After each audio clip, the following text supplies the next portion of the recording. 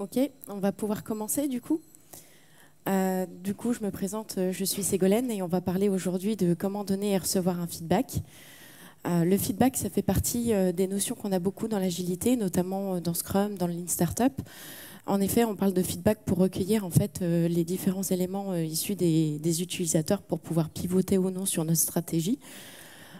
Et du coup, je me suis dit que ça pouvait aussi intéresser des PO, des devs, des managers qui sont amenés parfois à donner du feedback ou ne serait-ce que parfois nous-mêmes, on est amenés à en recevoir. Donc, comment faire pour parfois recevoir le feedback pour être dans une logique d'amélioration continue. Tout d'abord, merci aux sponsors parce que sans eux, on ne serait pas là. Pour me présenter rapidement, je suis Ségolène Porot, j'ai fait un VIE chez ArcelorMittal Flat Carbon Europe, puis je me suis orientée vers le Product Management chez Binext, où j'ai été en mission chez Solocal, les pages jaunes, et chez Renault Digital. Et plus récemment, je me suis orientée en tant que consultante Agile et Lean, ce qui signifie que j'accompagne des équipes et des organisations vers le chemin de l'agilité. Et j'ai été notamment à la BRED pendant 1 an. En fait, comme le disait Bill Gates, l'idée c'est effectivement que le feedback, on a tous besoin de feedback parce que c'est ce qui nous permet de nous améliorer. On a besoin effectivement que quelqu'un nous dise à un moment donné les choses qui vont et les choses qui sont à améliorer pour pouvoir justement à un moment donné en prendre conscience et mettre en place un certain nombre de plans d'action. Donc ce que je vous propose comme plan aujourd'hui, c'est typiquement de faire un constat. Donc qu'est-ce qu'un feedback? Déjà commençons par là. Ensuite, donner un feedback, à quoi ça sert, donc quel est l'intérêt et quel est l'impact d'un feedback. Ensuite, je vous proposerai les étapes d'un feedback réussi, donc comment mener à bien un bon feedback.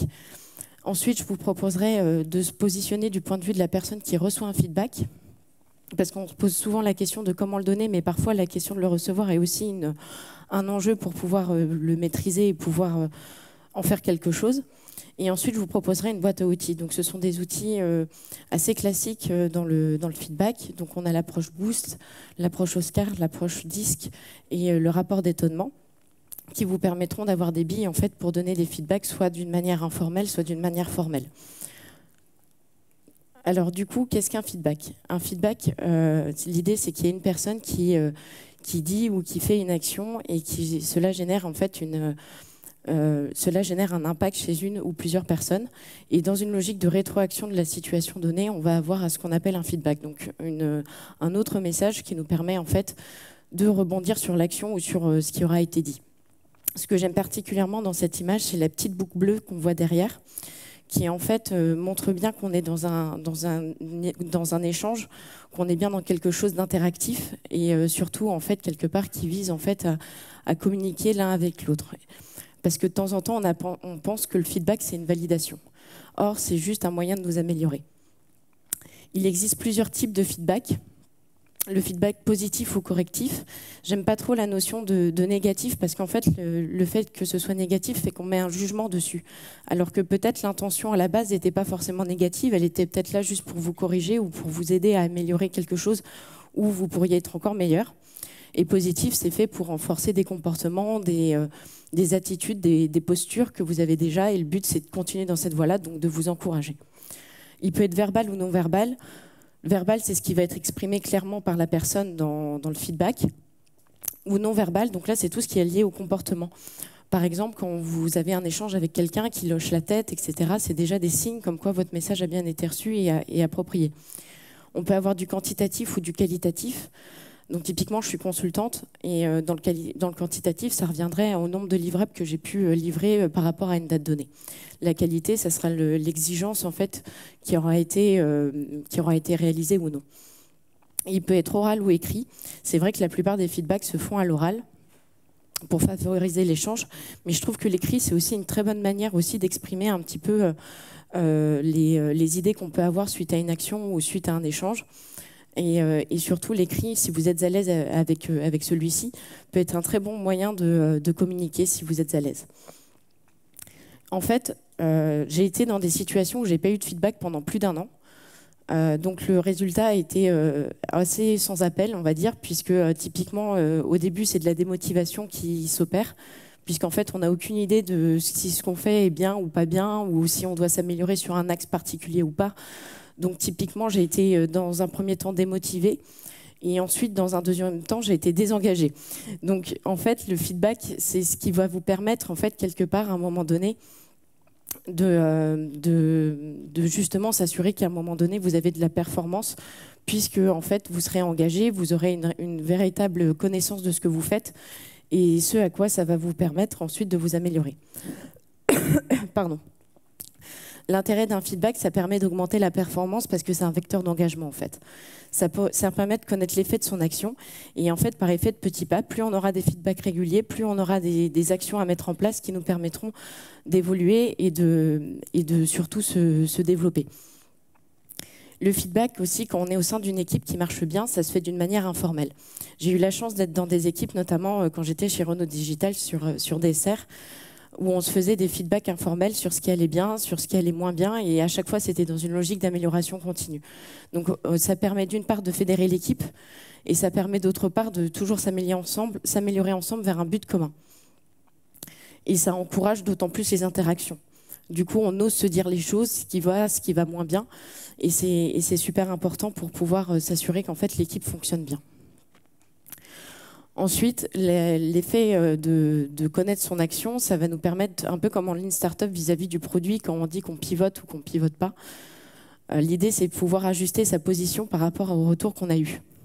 En effet, le fait qu'à un moment donné, on nous ait fait une remarque, un feedback sur des choses qu'on pouvait améliorer, ça veut dire qu'à un moment donné, on a un champ des possibles qui s'offre à nous, qui n'était pas possible avant si on n'avait pas eu de feedback. Ça nous permet de recevoir des signes de reconnaissance. Je pense qu'on a tous besoin à un moment donné de savoir que ce qu'on fait c'est bien et de temps en temps avoir un well done, ça fait du bien. Et je pense que c'est nécessaire aussi quand on est justement dans des positions où on doit faire du feedback, d'en faire de manière régulière pour justement apporter cette reconnaissance-là. De reconnaître le travail bien entendu et les qualités de la personne parce que ça peut très bien être sur des compétences, des hard skills ou des soft skills. Donc beaucoup plus lié en fait à comment vous communiquez ou ce genre de choses. Ça permet bien entendu de s'améliorer et de garder la motivation. Puisque comme j'ai expliqué, l'impact de ne pas avoir de feedback fait qu'à un moment donné, on est un peu perdu dans ce qu'on fait et on ne sait pas l'impact de ce qu'on fait. Un bon feedback, ça permet de faire évoluer les individus et de leur permettre de progresser sur les axes d'amélioration. Un bon feedback, il ne doit justement pas être comme sur cette image, quelque chose qui met dans l'inconfort ou qui va mettre mal à l'aise la personne. On va voir ensemble quels sont les éléments qui font qu'on a un bon feedback. Tout d'abord, il est spécifique. On évite d'être trop vague. On va se poser vraiment les questions par rapport à une action ou quelque chose qui a été fait ou quelque chose qui a été dit. Par exemple, quand j'étais product owner, ça m'arrivait parfois qu'il y ait une user story qui ne soit pas passée dans les mailles du invest, donc en gros des critères de qualité. Et typiquement, ce qui était rassurant dans l'équipe dans laquelle j'étais, c'est qu'ils n'hésitaient pas à venir me voir en me disant « Ségolène, là sur cette US-là particulièrement, il faudrait que tu puisses revoir cette partie-là, par exemple testable. Pour nous, c'est pas le critère qui est possible d'être réalisé pour le moment. Est-ce que tu peux le revoir ?» Donc le fait que ce soit spécifique fait qu'à un moment donné, quand on reçoit le feedback, on sait de quoi on parle. On sait qu'à un moment donné, il faut se focaliser sur quelque chose de concret ou de ce qui a été dit. Quand ça a été dit, il faut le remettre dans le contexte pour redonner un peu de repère à la personne. Il faut aussi que ce soit concis. Aller droit au but, ça ne sert à rien de se noyer dans des détails pour faire passer quelque chose à corriger. Parfois, le simple fait de dire à un moment donné, sur cette présentation-là, tu aurais pu faire autrement, etc. Ce qui est intéressant, c'est qu'à un moment donné, on dit les choses telles qu'elles sont.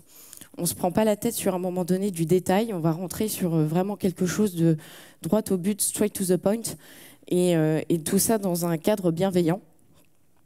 Puisque en fait, si votre intention n'est pas de développer la personne ou de l'améliorer, en fait, votre feedback va tout de suite se ressentir, ça va se ressentir dans votre feedback qu'il n'y a pas forcément une bonne intention derrière, et ça va avoir des impacts. La personne soit ne va pas prendre en compte votre feedback, soit au pire, c'est votre relation avec la personne qui peut en pâtir. Le fait est que le feedback, comme j'expliquais, il peut être positif ou correctif. On a tendance à croire parfois que quand on nous émet un feedback sur des choses à améliorer, que c'est négatif. En fait, non, ça part plutôt d'un sentiment d'amélioration continue et de pouvoir se développer. L'idée, c'est effectivement de pouvoir, quand on reçoit un feedback positif, de ne pas se reposer sur ses lauriers, mais plutôt de persévérer, de continuer, d'aller de l'avant et de continuer les efforts. Et il doit être fréquent. C'est-à-dire que les bons feedbacks, ils sont fréquents. Je me souviens d'une super expérience. J'ai eu la chance de rentrer chez Binext, qui est une société de conseil à Paris. Et en fait, chez Binext, on se voit tous les 3 mois avec les ressources humaines pour parler de la mission, pour parler de comment on se sent dans l'entreprise, de connaître les éléments sur lesquels on aimerait travailler, de connaître notre ressenti, de savoir à un moment donné nos axes de développement. Et le fait de se voir tous les 3 mois, voire même moins, si on en a besoin de moins, on pouvait se voir plus souvent, fait qu'à un moment donné, ça crée vraiment un sentiment déjà de reconnaissance, mais surtout d'amélioration, puisqu'en fait, à chaque fois que je ressortais de ces points-là, tous les 3 mois, j'avais un plan d'action. Donc, je savais que j'allais faire des baby steps d'amélioration. Contrairement où j'ai été dans des expériences où plus d'un an sans feedback, finalement, je ne savais pas mes axes d'amélioration et je continuais de faire la même chose, ce qui n'était pas forcément une bonne chose. Finalement, je ne le saurais jamais. Et typiquement, les bons feedbacks, un peu comme chez Binext, on peut en avoir cette notion et cette traçabilité, puisqu'à un moment donné, nos actions, on pourra les évaluer et savoir si on a été sur la bonne voie ou pas. Il y a aussi une question de timing. Typiquement, il faut s'assurer que quand on donne le feedback, déjà nous-mêmes, on est en bonne phase, on est dans une bonne attitude pour donner le feedback. C'est-à-dire qu'on n'est pas contrarié, on n'a pas été contrarié par un événement externe ou quoi que ce soit, on est vraiment neutre. On est capable de donner le feedback en tant que tel. Et aussi, quand on s'aperçoit que la personne en face n'est pas disposée à recevoir le feedback, c'est pas la peine non plus. Parce que recevoir un feedback, ça demande de l'écoute, ça demande de l'ouverture. On le verra tout à l'heure. Mais typiquement, je pense que le timing, on n'y fait pas suffisamment attention. Et je pense que ce qui marche très bien, en tout cas de mon expérience, c'est d'avoir des points réguliers où on se dit, à un moment donné, je sais que le temps, je vais voir, comme quand j'étais chez Binext, je vais voir Pauline. Donc typiquement, à ce moment-là, ok, je vais être préparée, je sais ce que j'ai envie de lui dire, ça va être carré. Et comme elle, vice-versa, à un moment donné, je sais que je vais voir Ségolène, donc je vois les points que je peux lui dire d'amélioration. Il y a un point aussi qu'on ne prend pas forcément toujours en compte, c'est la personnalité de la personne. Il existe plusieurs tests de personnalité, le MBTI, la Processcom, l'énéagramme, etc. Mais suffisamment en tout cas pour vous donner des indications sur la manière de communiquer avec la personne. Par exemple, si on a affaire à un travaillomane ou un rêveur, parfois la communication directe sera plus percutante et sera plus adaptée à son mode de communication. Et en fait, le fait de communiquer qu'avec son propre prisme fait que parfois on peut blesser, on peut parfois ne pas se comprendre, tout simplement parce qu'on n'a pas pris en compte les éléments qui font que la personne communique d'une certaine manière qui n'est pas forcément la nôtre. Donc essayer de trouver un certain compromis dans la communication pour que tout le monde puisse s'entendre. Ça doit être crédible, puisque l'idée d'un bon feedback, c'est qu'on peut s'assurer que ce qu'on nous dit, on a confiance. En fait, l'idée, c'est à un moment donné, le feedback doit être suffisamment factuel et observable pour se dire oui, effectivement, ça s'est passé comme ça, je suis d'accord, il n'y a pas de remise en question, si vous voulez, de ce qu'on nous a dit. Ça doit être limité en quantité, un peu comme quand on a nos objectifs de sprint en Scrum, on n'en a pas 15. L'idée, c'est de rester focus sur 1 ou 2 éléments de feedback pour être beaucoup plus percutant et surtout pour que la personne puisse prendre des actions sur le court terme pour s'améliorer.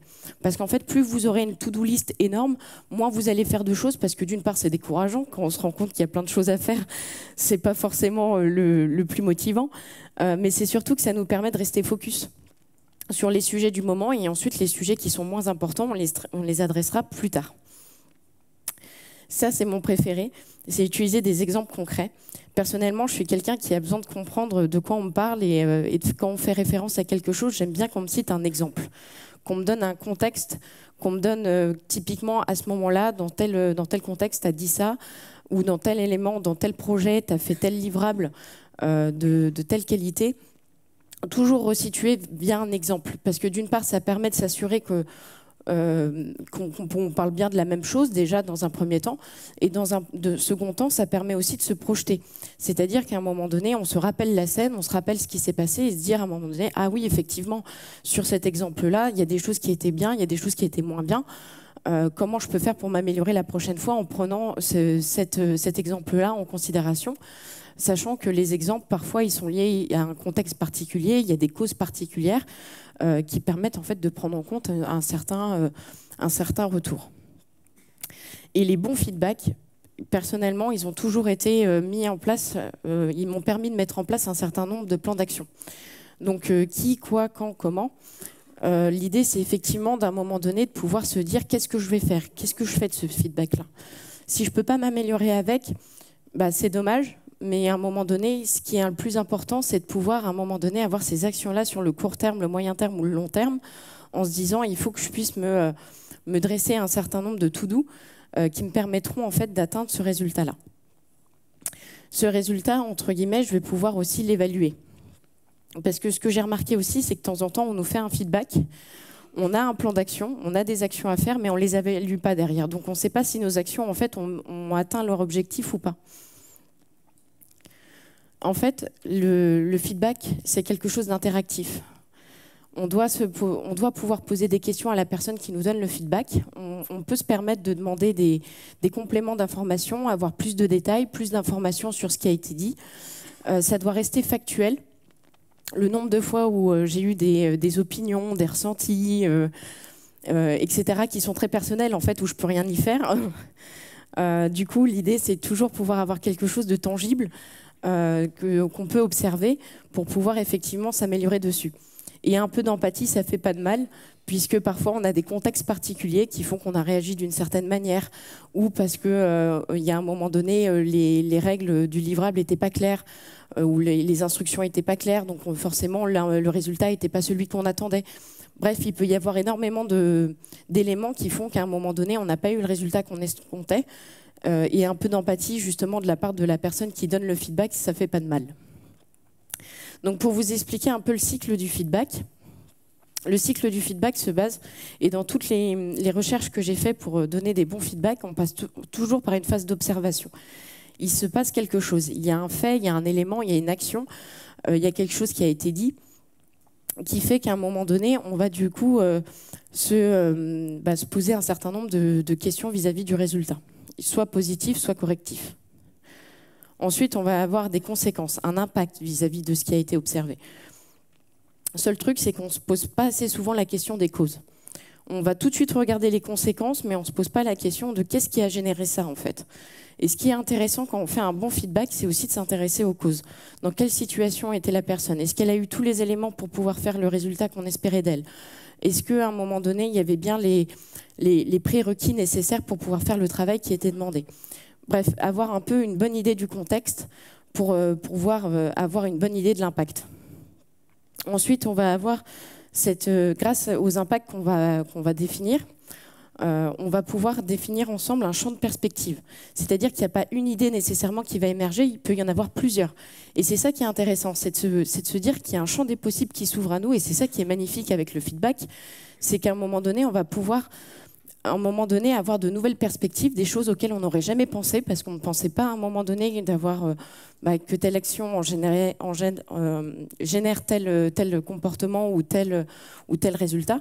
C'est super intéressant quelque part de pouvoir avoir ces nouvelles opportunités. En fonction de ces opportunités-là, on va définir un plan d'action. On va pouvoir se dire, voilà, je vais travailler sur tel point pendant les prochains mois et je vais pouvoir me focaliser sur ces actions-là. Toujours avec un plan d'action classique, qui, quoi, quand, comment, mais qui fonctionne bien. Et ensuite, on va pouvoir évaluer ces actions-là. C'est-à-dire qu'on va pouvoir se poser la question si ces actions ont vraiment amené le résultat qu'on espérait. Pour cela, vous pouvez très bien refaire appel à la personne qui vous a donné le feedback pour voir si effectivement ça collait bien en fait à ce qu'elle imaginait, etc. Donc n'hésitez pas à ressolliciter justement pour avoir du feedback vis-à-vis de vos nouvelles actions. C'est très intéressant pour ça. Donc typiquement que le feedback soit positif ou correctif, l'objectif c'est d'obtenir un meilleur résultat et de renforcer des comportements ou des attitudes quand c'est positif et quand c'est correctif, de pouvoir vous ajuster et vous remettre dans le droit chemin entre guillemets. Les étapes d'un feedback réussi, il y a plusieurs éléments. Encore une fois, ça c'est plus tiré de mon expérience et ce que j'ai compris quand j'ai été amenée à donner des feedbacks, notamment aux équipes, pour qu'elles puissent s'améliorer dans leur chemin de l'agilité. Tout d'abord, il faut situer le contexte et la situation. Le fait de dire à un moment donné, alors, tu as fait ça à un moment donné X et avec tel impact, c'est bien gentil, mais le fait est que si c'est pas assez précis au niveau du contexte, la personne ne saura pas de quoi on parle. Donc vous allez créer peut-être des quiproquos, vous allez peut-être à un moment donné avoir des problèmes liés à l'échange parce qu'il n'aura pas été bien compris dans son ensemble. Donc le fait de resituer le contexte et de resituer à un moment donné de quoi on parle, c'est super important. Je me souviens d'ailleurs que quand j'étais PO, il y avait certes les user stories, mais il y avait aussi toute la partie communication qui est super intéressante. De resituer en disant quand on était en train de discuter en sprint planning, ton explication n'était pas suffisamment claire, etc. Donc le fait de me repréciser le contexte fait qu'à un moment donné, je me dis, je vais faire attention la prochaine fois où le contexte se renouvelle. Parce que là, c'était par exemple un sprint planning. En tant que PO, j'y vais toutes les 2 semaines. Donc typiquement, l'idée, c'est effectivement de pouvoir s'améliorer par rapport à un contexte donné, puisqu'on a une idée du contexte. Énoncer l'impact. Qu'est-ce que ça génère comme conséquence? L'idée, c'est effectivement de pouvoir se poser la question de c'était bien, c'était positif, c'est ce qu'on attendait de toi, c'est super, entre guillemets.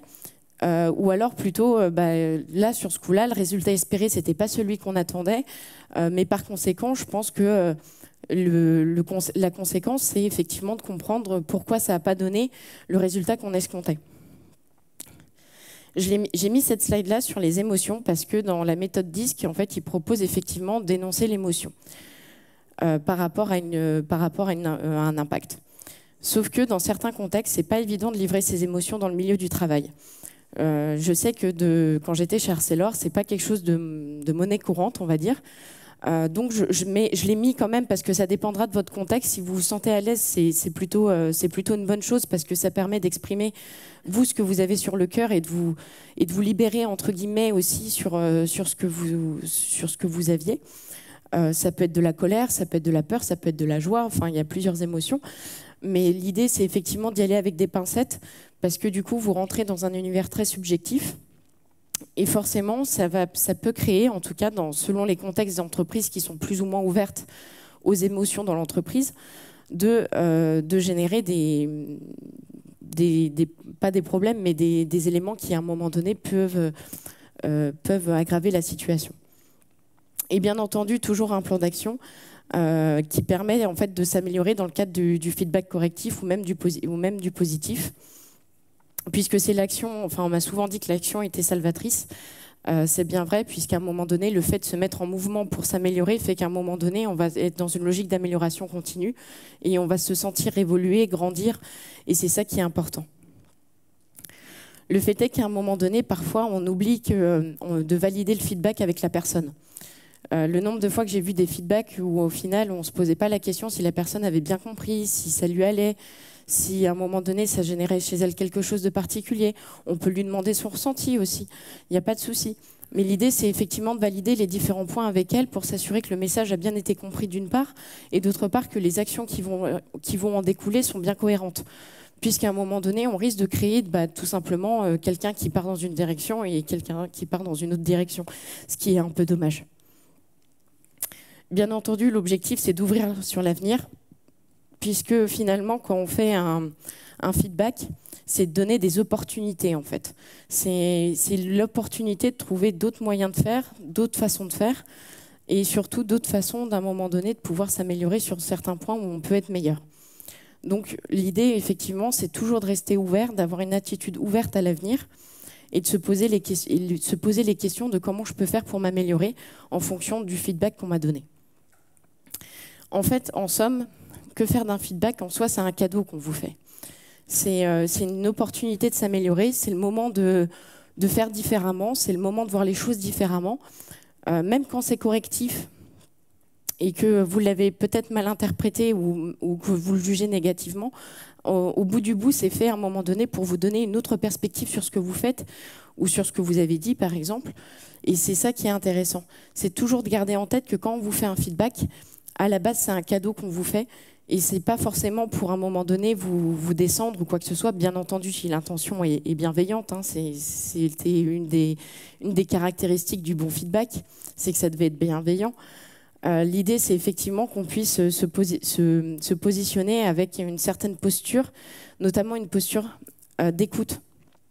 Parce que si vous n'êtes pas disposé à écouter le feedback, autant dire tout de suite à la personne, écoute, là, c'est pas le moment, est-ce que tu peux revenir dans 5-10 minutes?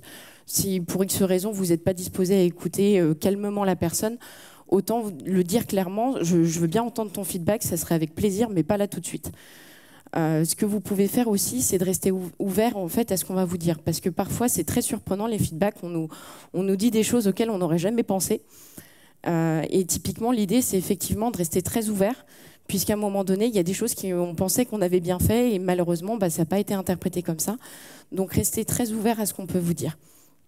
Ne pas hésiter à clarifier, poser des questions, dire à un moment donné si c'est clair ou si c'est pas clair, justement de clarifier les différents points.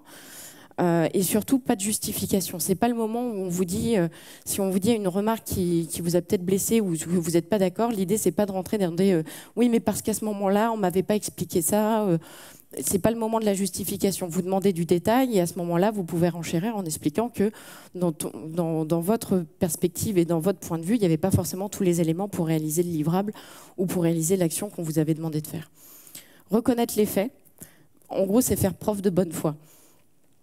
Parce que parfois, ça plante et c'est pas très grave. Mais l'idée, c'est d'en avoir conscience et de se dire que quand ils sont fondés, de les accepter. Et ça d'une part, ça va vous permettre de vous améliorer parce que vous allez reconnaître que sur ce coup-là, c'était pas la bonne façon de faire. Mais d'autre part, ça vous permettra aussi de prendre en compte ce que vous aviez fait et de ne pas faire la même chose la prochaine fois, tout simplement, et de continuer de vous améliorer. Prendre le temps donc de se rendre compte des informations. Ce que je voulais dire par là, c'est que parfois on a des feedbacks qui ont été trop en quantité. Donc il y a trop d'éléments à prendre en compte, ou alors les éléments qu'on vous a dit sont un peu, vous demandent du temps de digérer. Donc n'hésitez pas à prendre ce temps-là, pour justement digérer l'information. Et quitte à revenir plus tard, c'est pas très grave parce qu'un feedback, on peut très bien vous le faire à chaud, ce qui est très bien aussi. Mais vous n'êtes peut-être pas sur le moment. Vous n'avez pas forcément eu tous les éléments ou justement sur le moment vous avez besoin de digérer l'information, donc n'hésitez pas à dire est-ce que je peux revenir vers toi demain ou après-demain pour en rediscuter. C'est vraiment une attitude qui permet en fait quelque part de s'améliorer et d'autre part de bien comprendre en fait les éléments qu'on vous a dit. Puisque de temps en temps on ne se permet pas, on réagit à chaud et parfois en réagissant à chaud on ne dit pas les choses qu'on aurait voulu dire. Et limite, finalement, le feedback qui était à la base là pour nous améliorer nous blesse quelque part. Donc là, l'idée, c'est effectivement de pouvoir prendre son temps et de revenir vers la personne le cas échéant. En termes de boîte à outils, ce que je vous propose, c'est l'approche Boost, l'approche Oscar, l'approche DISC et le feedback forward. L'approche Boost, c'est une approche plus informelle. Donc ça marche bien, effectivement, quand vous êtes au sein d'une équipe et que vous sentez que ça peut le faire au niveau de votre contexte. Oscar et DISC sont beaucoup plus formels, donc c'est dans le cadre d'entretiens particuliers. Et feedback forward, c'est carrément une autre approche, parce que là, tout ce que je vous ai raconté jusqu'alors, c'était de la rétroaction, c'est-à-dire qu'il y a une action, et en fonction de cette action-là, ça a eu des impacts, donc on regarde dans le rétroviseur, quelque part. Tandis que dans l'approche feedback forward, en fait, on se pose la question plutôt de regarder dans le pare-brise. On va plutôt être dans une attitude de proposer des suggestions, de changer le cadre de référence, de changer voire même le problème quelque part. Donc c'est complètement différent par rapport aux trois autres approches. Dans l'approche Boost, et c'est ce qu'on fait de temps en temps d'une manière totalement naturelle, quand on fait un feedback, c'est qu'on dit à la fois des choses qui vont bien et des choses qui vont pas bien. C'est ce qu'on entend par équilibré. On va se poser la question en fait de s'assurer que la personne ne repart pas qu'avec des choses à améliorer, puisque en termes d'estime de soi et en termes de tout simplement de comment on le prend, ça peut être un peu délicat, mais rajouter des éléments positifs et en disant qu'il y a des choses qui vont bien et qu'on est content et que ça apporte satisfaction, ça fait du bien aussi pour la personne qui reçoit le feedback. Donc ça, l'approche Boost, elle est beaucoup plus utilisée d'une manière informelle, où on dira toujours quelque chose de positif et quelque chose de correctif. Ensuite, on va essayer de laisser tomber nos biais cognitifs, nos opinions, nos ressentis, etc., pour se concentrer sur quelque chose d'objectif, où on essaye de vraiment se poser les choses d'une manière neutre. C'est pas facile, mais par contre, c'est ce qui va vous permettre de rendre crédible aussi le feedback. On va aussi avoir la notion d'observable, où en fait on va se poser vraiment la question des faits. Par exemple, un client qui s'est plaint, la voice of customer qui était plutôt satisfaite, etc. On se pose vraiment sur des éléments tangibles. Ensuite, on va être spécifique dans notre feedback. Donc, c'est justement ce que j'expliquais tout à l'heure. On évite d'être trop vague. On prend vraiment l'exemple d'une user story ou l'exemple d'un livrable, enfin, ou quelque chose qui s'est passé, tout en resituant le contexte pour bien que la personne puisse se projeter et se rappeler les événements. Le temps opportun, puisqu'à un moment donné, il est super important de se poser la question si nous, on est prêt à donner le feedback et si la personne est prête à le recevoir. Ça se voit, par exemple, si la personne arrive en retard ou si la personne, à un moment donné, on la sent stressée, c'est peut-être pas le moment d'essayer de lui rajouter une couche de feedback. Et enfin, on va se poser la question du rapport d'étonnement. On va se poser la question du rapport d'étonnement, où là, donc, je vais vous en parler juste un petit peu plus tard, puisque c'est un exercice qu'on m'a proposé dans ma société Zen Value, que j'ai trouvé très intéressant, et je me suis dit je voulais vous en faire part. On va avoir l'approche Oscar. Oscar qui est un peu similaire puisqu'on se base aussi toujours sur une observation, on se pose toujours la question de qu'est-ce qui s'est passé factuellement, spécifique où on va reprendre un élément particulier, on ne reste pas vague, on est sur quelque chose de tangible. On exprime la conséquence, donc là on exprime l'impact. Ensuite on va proposer des alternatives en disant voilà comment tu aurais pu faire, jusqu'à un moment donné en expliquant le résultat qu'on aurait voulu. Donc c'est légèrement différent puisque là, on a vraiment une approche résultat espéré. Jusqu'alors, on ne parlait pas de ce qu'on attendait.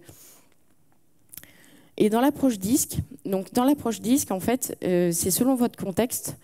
Mais dans ce contexte-là, on propose de décrire les faits, donc de toujours avoir cette notion de, par exemple, la voice of customer ou le livrable en question, etc. D'exprimer l'émotion que ça a généré, donc de la colère, de la joie, de la peine, etc., de la tristesse. De spécifier les solutions, donc voilà comment tu aurais pu faire autrement, et les conséquences qu'on aurait attendues. On ne parle pas forcément de résultats, mais des conséquences qu'on espérait en fait. Et dans l'approche feed forward, très différente, puisque là, en fait, au lieu de regarder sur une action qui s'est passée, on va regarder dans le pare-brise. Il y a une situation qui a été donnée, et à partir de cette situation-là, on va se poser les questions de est-ce que le cadre de référence était bien le bon, est-ce que le problème posé est bien le bon. En fait, on va remettre en question les différents éléments qui ont constitué l'action pour se poser ensuite la question justement des suggestions de comment à un moment donné tu aurais pu faire. Donc dans cette situation-là, ça peut être intéressant, mais ça dépend aussi beaucoup de la personne que vous avez en face de vous, puisqu'il y a certaines personnes qui préfèrent générer leur propre plan d'action et tout simplement adapter en fonction de ce que vous avez dit dans votre feedback. Et enfin, le petit dernier, le rapport d'étonnement, c'est ce qu'on m'a proposé de faire quand j'étais chez Zen Value, au bout de 2-3 mois à peu près, quand je suis arrivée dans la société. Ça marche très bien si vous êtes consultant et que vous êtes en mission, justement pour faire part à vos clients à un moment donné de votre premier feedback. Ça marche aussi si vous êtes interne en entreprise, où vous avez le droit aussi de faire un rapport d'étonnement vis-à-vis d'une situation donnée, d'un nouveau projet ou quoi que ce soit. L'idée, c'est effectivement que vous vous posiez la question de ce à quoi vous attendiez. Donc, quelles étaient en fait vos espérances, vos attentes, ce qui vous a agréablement surpris. Donc, qu'est-ce qui au final était positif, c'est quelque chose que vous ne vous attendiez pas et qui vous a plu. Et en revanche, qu'est-ce qui vous a déçu. Et en gros, c'est ce qui vous a déçu, ça deviendra des points d'amélioration, des axes d'amélioration pour l'entreprise en tout cas. J'aime bien cette approche puisque en fait, ça nous permet tout simplement d'être transparent sur ce qu'on a vécu et surtout de pouvoir donner un feedback assez global, beaucoup plus simple que les autres, puisque quelque part, il est assez rapide à faire. C'est une évaluation quelque part de votre situation. Tandis que sur les autres, à un moment donné, on découle vraiment un processus en partant d'un fait jusqu'à en étant spécifique, tout en étant à un moment donné dans l'analyse des impacts, jusqu'à la proposition de solutions si nécessaire. Donc les erreurs à éviter si vous voulez faire un bon feedback, c'est d'être trop vague déjà, donc de ne pas vraiment savoir de quoi on parle, et surtout à un moment donné donc, de se poser les questions, des questions trop subjectives, c'est-à-dire être basé sur vos biais cognitifs ou sur votre opinion ou sur vos ressentis, etc. Malheureusement, quand c'est trop subjectif, après, on ne peut pas forcément en découler des plans d'action puisque finalement, ça dépend que de votre opinion. sans action spécifique à identifier. L'idée, c'est effectivement qu'on puisse toujours avoir des plans d'action pour s'améliorer dans cette logique d'amélioration continue, des petits pas, quitte à avoir des feedbacks fréquents, et même je le conseille fortement, d'aller demander du feedback à vos clients, d'aller demander du feedback à votre manager, pour justement savoir à un moment donné comment vous vous positionnez, s'il faut améliorer des choses, s'il faut justement renforcer, dans ce cas-là, vous le saurez. Mais l'idée, c'est effectivement qu'un feedback, ça permet de découler un certain nombre d'actions d'amélioration. Et un feedback, c'est pas une validation, c'est un échange. C'est quelque chose où vous pouvez poser des questions, vous pouvez clarifier, vous avez le droit d'un moment donné d'accueillir ce feedback comme un cadeau, puisqu'à la base, c'est vraiment pour vous aider, quand c'est fait d'une manière bienveillante. Mais l'idée, c'est effectivement de pouvoir, à un moment donné, ne pas hésiter à dire je ne suis pas disposé pour le moment à accueillir ton feedback, est-ce qu'on peut se voir plus tard? Ou lorsque le feedback est donné, dire à un moment donné, est-ce que je peux revenir vers toi un peu plus tard pour en rediscuter parce que je trouve ça intéressant, mais là, je ne peux pas. Donc, de ne pas hésiter, effectivement, à un moment donné, à avoir cet échange-là. Donc, en conclusion, le feedback, c'est vraiment un vecteur d'engagement. Je suppose que vous l'avez tous peut-être plus ou moins vécu, des feedbacks qui se sont plus ou moins bien passés, ou même si vous n'en avez pas eu, vous pouvez connaître l'impact que ça a sur la motivation et sur l'engagement. Il y a plusieurs types de feedback. C'est pour ça que je voulais vraiment insister sur la partie comportementale et à la fois orale ou écrit, puisqu'en général, on favorise l'oral, mais l'écrit, c'est aussi une très bonne manière d'exprimer son feedback. Sachant qu'il y a plusieurs approches pour réaliser un feedback, qu'il soit formel ou informel, mais on se base toujours sur des faits, on est toujours très spécifique, on s'intéresse aux conséquences, à l'impact, pour ensuite, éventuellement, si on est sur une approche feedback forward, de proposer des suggestions d'amélioration. Donc voilà, n'hésitez pas à donner votre feedback.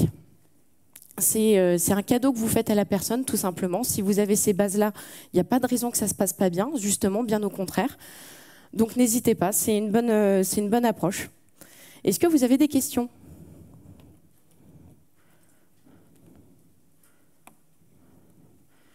Nope. Oui?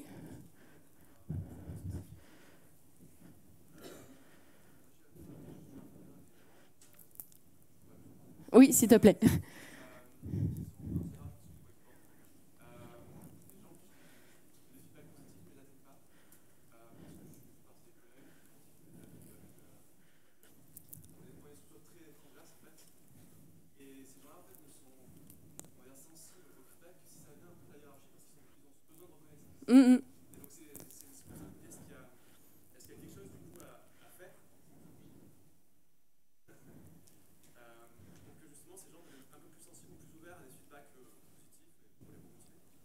Je pense que, en plus, ça dépend si là, c'est dans ton équipe.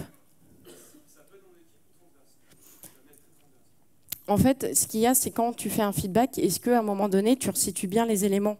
C'est-à-dire, est-ce qu'à un moment donné, tu reposes bien le contexte dans quel élément tu veux faire ton feedback-là?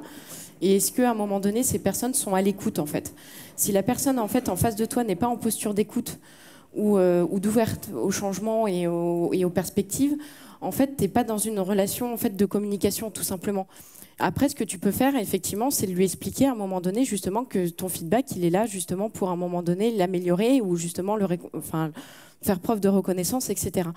Mais ces personnes-là, en général, quand c'est la hiérarchie, comment dire, c'est que tu ne peux pas y faire grand-chose quelque part. C'est dans leur croyance, ça leur appartient. Mais sauf que toi, ce que tu peux faire, à mon sens, c'est peut-être les sensibiliser un peu plus sur le fait justement que les feedbacks, ça peut venir de n'importe qui, c'est intéressant et ça fait partie de la construction aussi de l'amélioration, tout simplement.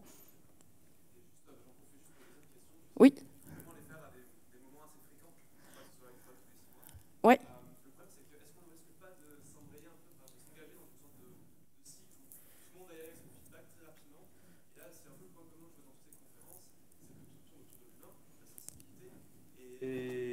Et en fait, c'est un peu casse-gueule, quoi. Donc si tout le monde commence à jouer à cet exercice, tu peux être sûr que du coup, on va se mettre dessus très rapidement si on suit ce conseil. Tu vois ce que je veux dire? Ça dépend comment tu fais ton feedback, parce que si ton feedback est justement... Alors, Et c'est ça, effectivement, il faut qu'il soit bienveillant, il faut qu'il soit construit, spécifique, j'entends. Mais après, il y a la vraie vie. Et tout le monde n'est pas capable de faire un feedback du premier coup très bien fait. Bien sûr. Est-ce qu'il y a une sorte de... Je sais pas, est-ce qu'il y a des exemples de rodage, entre guillemets, dans une entreprise qui se prêterait au jeu, qui aurait envie de faire ça? Et voilà, quelle serait, entre guillemets, la meilleure façon d'amener ça de façon douce, en fait, dans une entreprise?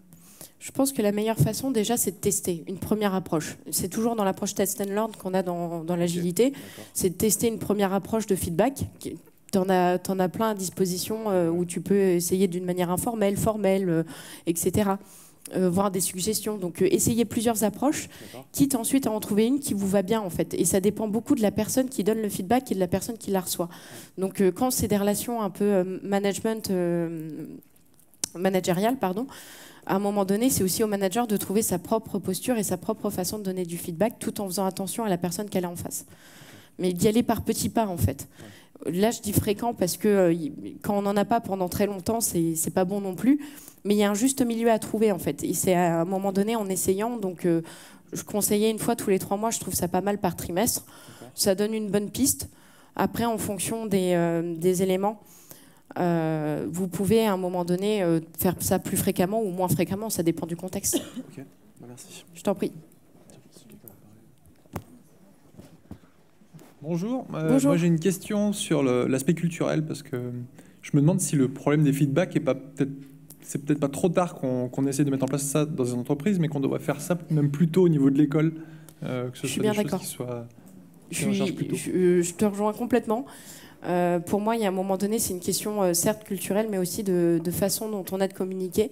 Dans le sens où parfois, quand on a un feedback et qu'il n'est pas forcément entre guillemets bien fait, on se braque en fait, et ça crée à un moment donné des conditions plutôt d'échec que de succès.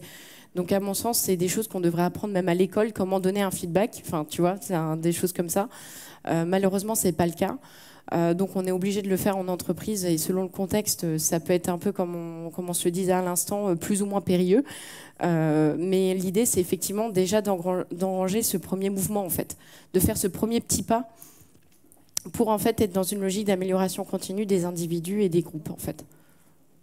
Tu sais comment ça se passe dans les autres pays ou pas? Pas du tout. Je t'avoue que j'ai été au Luxembourg dans mon VIE, donc c'était pas non plus la transformation culturelle. Merci. De rien. Bonjour. Du coup, c'est pas forcément une question, mais un éclairage. C'est vrai qu'on parle beaucoup. Là, on vient de parler de l'école. On vient de parler de l'entreprise. Moi, typiquement, les feedbacks, je les utilise à la maison, auprès de mes enfants. D'ailleurs, c'est une excellente c'est une bonne idée. Expérimentation. Et des choses très simples. Moi, quand mon garçon vide le lave-vaisselle, je lui dis pas, c'est super, tu as vidé le lave-vaisselle. Mais je lui explique, tu as vidé le lave-vaisselle, super, je vais dégager du temps, on va pouvoir jouer ensemble. Ouais. Et en fait, voilà, c'est des petits entraînements au quotidien qui permettent de valoriser finalement... mon champion de garçon. C'est ça. Et puis voilà, c'est un bel entraînement. Et c'est pas qu'à l'école, c'est pas que dans les organisations professionnelles. Je pense que ça se cultive partout. Globalement. Et après, ça devient assez naturel. Et c'est réellement une question d'entraînement, en fait, le feedback. C'est ça, il faut pratiquer, faire une logique de petits pas. Et au bout d'un moment, ça finit par donner des résultats. C'est ça. Il y a une question en bas.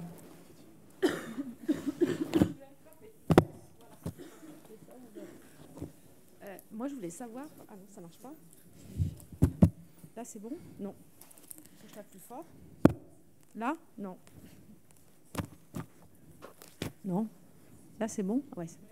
Non, je voulais savoir si la personne qui donne le feedback est censée informer... Enfin, parce que moi, il m'est arrivé d'avoir des feedbacks où je ne m'attendais pas à ce que le feedback soit donné. Oui, complètement. Est-ce qu'il y a une règle, pas forcément une règle, mais est-ce qu'il y a une bonne pratique? Oui, il y a une bonne pratique. Et est-ce que la personne qui donne le feedback aussi peut en recevoir? Bien sûr. Qu'est-ce qui se pratique en fait? Bien sûr. En fait, le feedback, parce que j'ai l'impression, en fait, excusez-moi, je termine. En fait, j'ai la sensation que c'est souvent les managers qui donnent des feedbacks. Ils n'en demandent pas forcément. Et puis, en tant que collaborateur, on ne passe pas forcément à en faire. Parce qu'il y a toujours cette culture très hiérarchique. Je comprends bien. Voilà, c'est ma question. Alors, en fait, le feedback, c'est quelque chose d'interactif. Vous pouvez très bien, à un moment donné, vous autoriser, en tout cas, à donner votre feedback sur votre manager. Tant qu'il est bien fait et que ça reste constructif, il n'y a pas de raison. Ce que je pense aussi, c'est qu'effectivement, on a beaucoup cette culture descendante. Et qu'il faut s'autoriser à un moment donné à ce que ce soit interactif. D'ailleurs, c'est ce que j'expliquais dans mon petit schéma avec la roue bleue derrière, c'est que typiquement, on est vraiment dans une notion où c'est un échange. On a le droit de poser des questions, on a le droit de demander des éclaircissements, et quand on ne s'attend pas à un certain feedback, enfin moi aussi ça m'est arrivé d'avoir des feedbacks que je n'avais même pas idée de la question. C'est vrai qu'à un moment donné, on a le droit de dire, comme quand on reçoit un feedback, se dire son émotion. Eux, ils ont le droit de dire leur émotion, comme je l'expliquais dans l'approche disque. Vous avez très bien le droit de dire à un moment donné, ton feedback, quand tu me dis ça dans tel contexte, ça me rend triste, joyeuse, etc. Et je pense que rien que le fait de le dire, ça désamorce certaines choses. Je veux bien du coup que tu donnes le... C'est bon. Juste, j'adore le côté feedback, retour au management. Nous, on fait dans l'équipe, c'est super intéressant aussi. Et puis quand ça vient naturellement, etc., ça devient vraiment positif. Et j'avais juste envie de réagir par rapport à l'expérience avec son fils. Hein. Je trouve qu'en effet, c'est de se l'incorporer en fait dans la vie de tous les jours, et puis même au niveau de ces réunions, etc., de faire du feedback systématiquement sur les réunions, sur voilà ce que je te propose comme amélioration, voilà ce que j'ai apprécié, voilà ce que j'ai envie de te proposer, etc., et se le faire régulièrement entre vous dans les équipes, et ça met en place une systématisation et puis un comportement en fait qui va être induit. Tout à fait. Voilà, enfin, je sais pas. Merci beaucoup. De rien. Merci beaucoup en tout cas d'être venu.